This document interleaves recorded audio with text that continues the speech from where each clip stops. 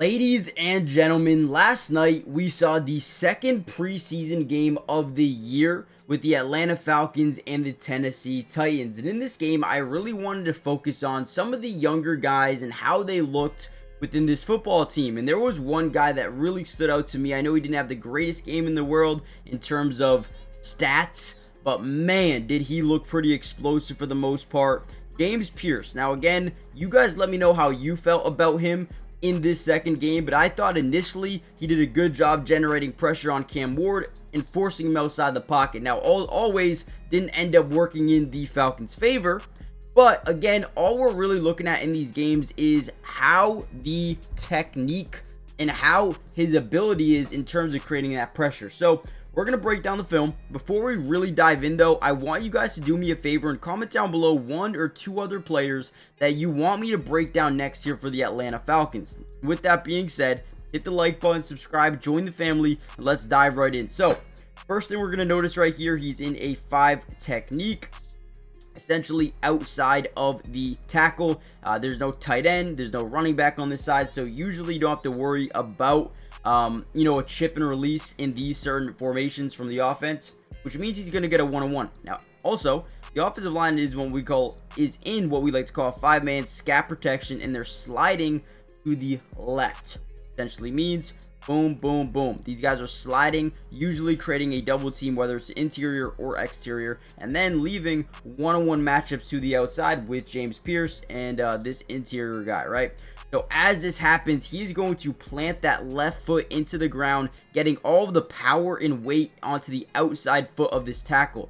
Now, what I like about James Pearce is his ability to change direction at a very accelerated pace, right? So he bounces outside and then boom, just like that, he's on his way inside. Now he has leverage into the quarterback. Now, obviously on this play specifically, Cam Ward does kind of get this thing outside the pocket, which is why he's so special. Obviously, the defense is in a zone coverage look. You can tell because all these guys are looking at the quarterback. And as we drop back, right, this guy bites down on the quick out of the running back. He's supposed to be, guarding this side of the field, so it's not like he does a bad job, but ultimately Cam Ward just finds an open man down the field. But again, this is a James Pearce video, and I thought he did amazing generating early pressure on the quarterback, forcing him outside the pocket. Again, doesn't work out in their favor on this play, but let's continue to break down James Pearce. All right, now here's a completion by Cam Ward, but the one thing I absolutely love by James Pearce is the intensity that he brings on almost every single rep. So right here,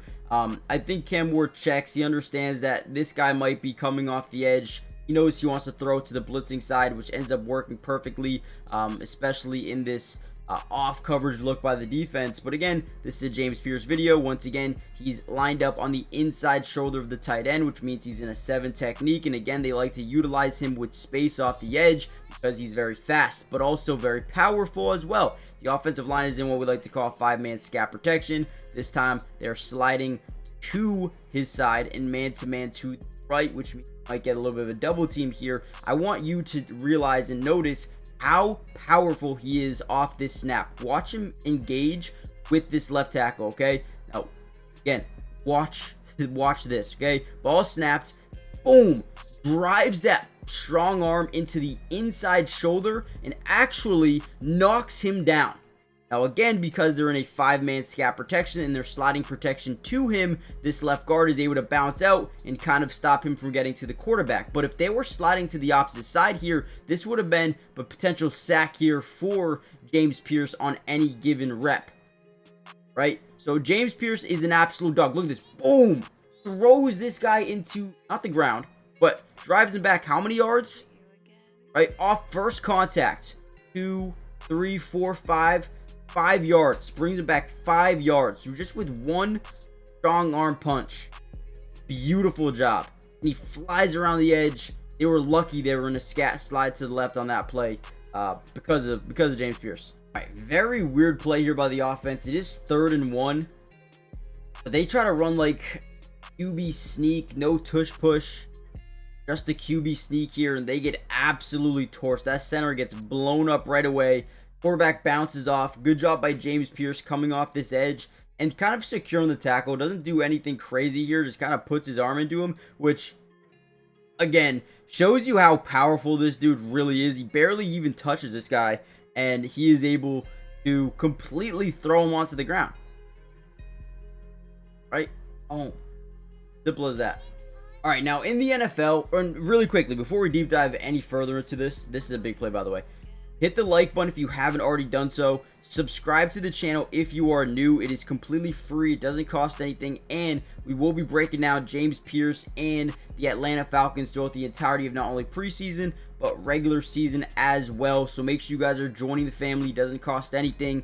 We got you guys covered. Now, with that being said, in the NFL, when you can create pressure on a quarterback, you can create one of 5 different scenarios. Either it's a bad throw, a bad decision, an interception, a forced fumble, or even just a sack, right? By just generating a little bit of pressure. Now, off this play action fake, they're going to essentially leave one-on-one here at the top side with James Pearce. You do not want to do that. In a lot of situations, sometimes he does get stonewalled, but look at this play here, right? Acts like he's going to go to the inside. He's going to plant that inside foot down, right? Boom, plants it. Gets the outside. He's going to swat down the outside arm of the left tackle and watch him lower his center of gravity. He's trying to get underneath that left shoulder pad of this tackle and explode off the edge, and that is exactly what he is able to do. He creates this quarterback to prematurely throw a ball that he is not absolutely in love with, right? So not only do we get pressure, we also force a bad throw and a bad decision on this play, which ultimately ends up being an interception and take it back a good amount too.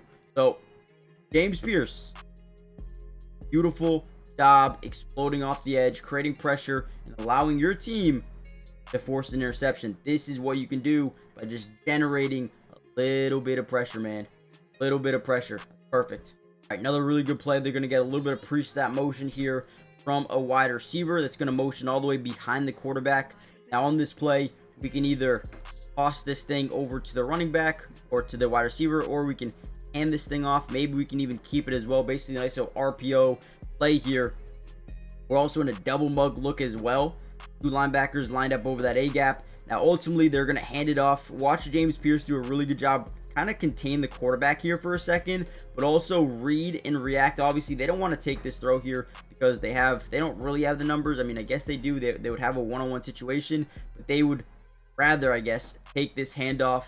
James Pearce does a good job kind of reading, reacting, and then attacking without over committing downhill. A lot of guys in this situation would try to attack him this way, but by the time you get there, he's already in the gap and he's already gone, right? So James Pearce takes a different pursuit angle and ends up being there for a nice little stop of maybe 3 or 4 yards up for the offense. But again, James Pearce played a lot in this football game. I feel like they wanted to give him a full workload of a game because he might be playing a lot this season for them.